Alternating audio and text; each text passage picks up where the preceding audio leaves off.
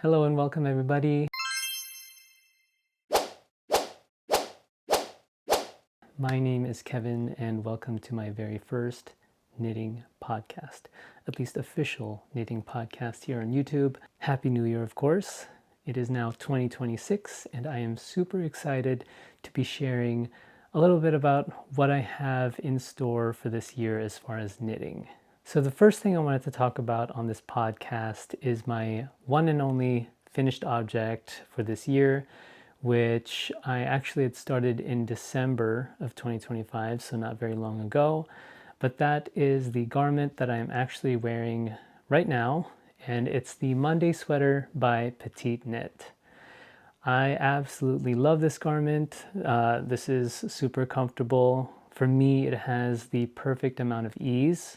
It's a pretty basic sweater, so I think it could suit many occasions. I could wear it at home, I can wear it out. It's very comfortable. It's lightweight enough and quite drapey, so it doesn't feel super heavy and dense, but at the same time, it has some substance to it, so it's also not too light and airy, and it's a sweater that feels cozy. So my Monday sweater is a size small. I knit it with two yarns held together. The first is Loco's Suri silk in the colorway pumpkin, and the second is madelinetosh's Tosh sock in the colorway antique moonstone.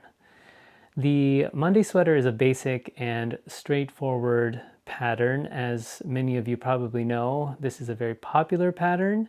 It features a folded neckband, some short rows in the back, it's a raglan sleeve construction, and aside from the ribbing, it's really just stockinette in the round throughout. So it's very easy, straightforward, and at times can be pretty mindless, which can be a good thing.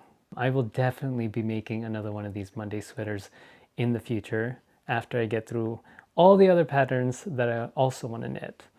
So the next thing I want to talk about are my whips and then also my Make 9. So I'm lumping my whips into my Make 9 for this year since we're just getting started. And before I dive into all those details, I just want to share that this year my goal is to keep my whips at a minimum, to keep it manageable. I want to keep the cast-on frenzy at bay. Otherwise, I'm just going to get overwhelmed with all the projects that I have to do and that I've started and that are just calling my name. So, as far as whips, what I plan to do is to have one whip that is a stay-at-home whip that might be a larger garment or may have more intricate details and may require some more attention. And then I will have, aside from that, an on-the-go whip, something that I can throw in a tote bag really easy, maybe an accessory of some kind, socks or a hat or a scarf, and something that doesn't require too much attention, something that I can do when I'm waiting in a lobby somewhere perhaps. And that way I have a project wherever I am. So that is the tentative plan, and let's hope that I can stick to that. So my first whip will look a little bit familiar, I think. It's this guy. But no, it's not another Monday sweater. This is an Oslo hat using the leftover yarn from the Monday sweater. This is going to be my on-the-go whip because it's really just stockinette all the way through. It'll be easy to throw in a bag and just work a few stitches here and there when I'm out and about. So I'm very excited about this. I think it'll be really fun to have a sweater with a matching hat. So we'll see. I'm very excited about that. I think this won't take very long at all. So hopefully for the next video or the video after that, I'll be able to share this as an FO. My next whip is one that I am super excited to talk about. This is my stay-at-home whip. And I'd actually talked about this one briefly in my last video, but at that stage it was really just a thought and a tentative plan, and now that plan is finally coming to life. So this is the Olga sweater by PetiteKnit. You can see it's coming together. I am almost done with the front panel. I finished the back panel, and it's really, really fuzzy and soft and airy, but still feels hefty enough to keep me warm in the cold months. It is knit with two yarns here, two different yarns for the stripes, of course. The first is a brushed Suri from Blue Sky Fibers, and then the second is called Marla from Manos del Uruguay. And you'll see here that the Suri has a very fuzzy, very fluffy texture to it. And then the Marla is a superwash merino, so it contrasts because it's a little bit smoother. But the Marla has flecks of different shades of brown and different shades of blue. And I think it just works really, really well with the light blue color of the Suri here. So I'm very, very excited to, keep going on this project. I am just a few stripes away from finishing the front panel, and then I will split for sleeves and continue the body, and then it'll just be home stretch from there on out. So I'm very excited. Hopefully in the next update video, the next podcast, I can share this one as an FO as well. So those two whips are going to be part of my Make 9 for this year. So let's go through the rest of them, and we can just call it the Make 7 for the year. The first one is the Eva Cardigan by PetiteKnit. And you'll notice that a lot of the patterns that I like to knit are from PetiteKnit. She's a very popular and prevalent pattern designer, and for good reason. Her patterns are generally written pretty well. They're pretty straightforward, easy for beginners to follow. And more importantly, I find that there are a lot of resources and videos online to help get past some of the trickier portions of her patterns, maybe techniques that aren't as straightforward to describe in writing, and maybe easier to follow in video form. So that's helped me tremendously over the last few projects, and even for something like the Monday sweater, where it's not super clear sometimes. But anyway, point is, I like PetiteKnit, and you will be seeing many of her patterns on this channel. So the Eva Cardigan, this is one that I'm really excited to try. I've been looking for a basic cardigan pattern, and this seems to fit the bill. I do have some skeins of pure Gynt on the way in the colorway Dusty Noir, so I'm definitely looking for something that's going to be easy to throw on, easy to layer with a t-shirt, especially as we start to get through the year and temperatures start to warm up here in Southern California, maybe around May. This would be a great garment to have with me to put on if the winter is lingering, or to be able to take off if summer starts early. So I'm really excited about this and can't wait to kick that one off. The second project on my Make 9 for this year is the Beacon Head Slipover by Raw Wool Company. Now, this is a pattern that I had come across through YouTube, actually.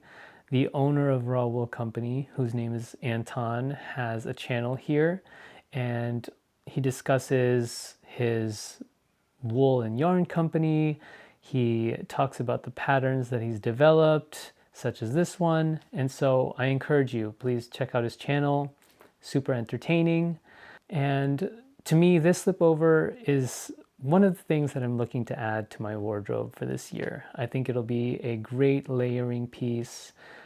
This is something that I could wear over a t-shirt or over a button-up shirt if I wanted to dress it up.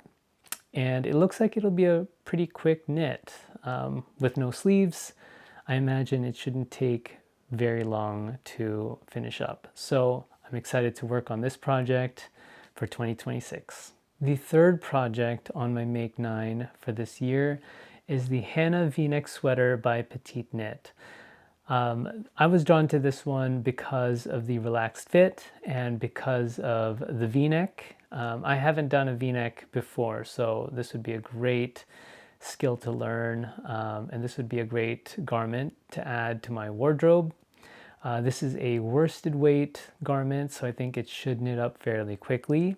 And I plan to use the suggested yarn for this project, which is Atlas by Sandnes Garn, and the colorway that I plan to use is called Provence Blue. It's this beautiful light blue color that I think will be perfect for spring, which is probably around the time when I'll be finishing this project, hopefully. So yeah, the Hannah V-neck sweater, very excited to give it a shot. My fourth project in my Make 9 for this year is the Wilson sweater by Pernille Larson. And what drew me to this pattern was the open polo collar. So this was something that I have never knit myself, and I tend to actually wear a lot of shirts with collars, so this would be a great addition to the wardrobe. It seems like a fairly simple construction, but at the same time seems to also be quite rewarding, so I'm excited to give it a shot.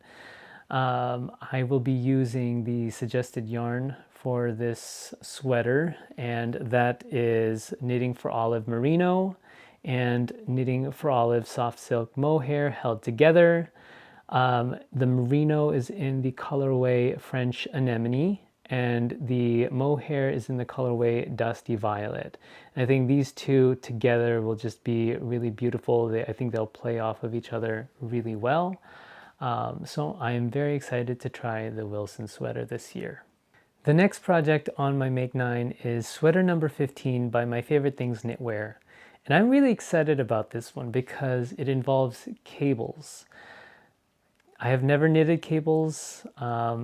This is an all-over cable sweater, so it's going to be a lot of cabling, but I'm really excited. At first, I was pretty intimidated about doing cables at all because they just looked like they would be really complicated and I just wasn't sure how to approach it. But as with anything, I just went on YouTube, watched a bunch of videos about how people do cables, and now I feel better about it. And in fact, I feel really excited to dive into it and to try it. So this year we will definitely be doing sweater number 15. And I already have the yarn for it. I will be using Knitting for Olive Merino, and this is in the colorway Pomegranate. And I will be holding it together with Knitting for Olive soft silk mohair in the colorway Ballerina. I think these two will really play off of each other really beautifully, so I'm excited to give this a try. Hopefully the cables will come out well, and once I start this project, once I finish this project, I will certainly share it on Instagram and on here on YouTube. The next project on my Make 9 is another cardigan and another PetiteKnit pattern. This is the Champagne cardigan from PetiteKnit, and I know I had mentioned earlier in this video that I would be working on the Eva cardigan, which will likely be my next project after the Olga sweater, but this Champagne cardigan looks like it'll still be a great addition to my wardrobe, especially because I already have the yarn for it. I will be knitting this up in Atlas by Sandnes Garn, which is in a really beautiful, vibrant, rich red color.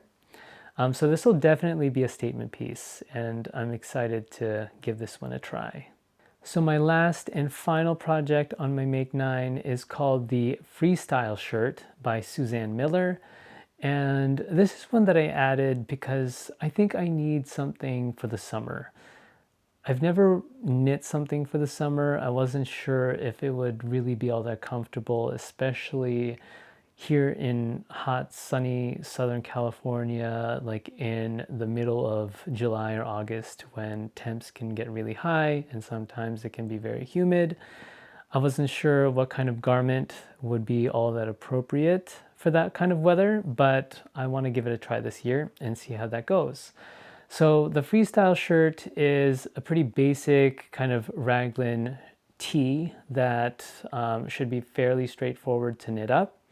and I plan to use Holst Garn Coast, which is a blend of cotton and merino, and I will plan to hold that yarn together to achieve a sport weight. So I think that because there's a pretty substantial cotton content in that yarn, it should be fairly breathable. And from what I've seen online and from what I read online, that this Holst Garn Coast yarn is pretty soft and not scratchy. So I think it would be a perfect fit for a summer shirt. And that concludes my very first knitting podcast. Thank you so much for tuning in all the way to the end of this video. I really appreciate it. I made myself a promise to put myself out there a little bit more in 2026. So this video and future videos will be my way of doing that. And I hope that, you guys engage with me on these videos, because that's the whole point, right? What I'm trying to do here is get to know people online and hopefully in person as well, who are like-minded, who are into the same things that I'm into. So please feel free, drop your thoughts in the comments, give this a like, and I'll see you in the next one. Thanks.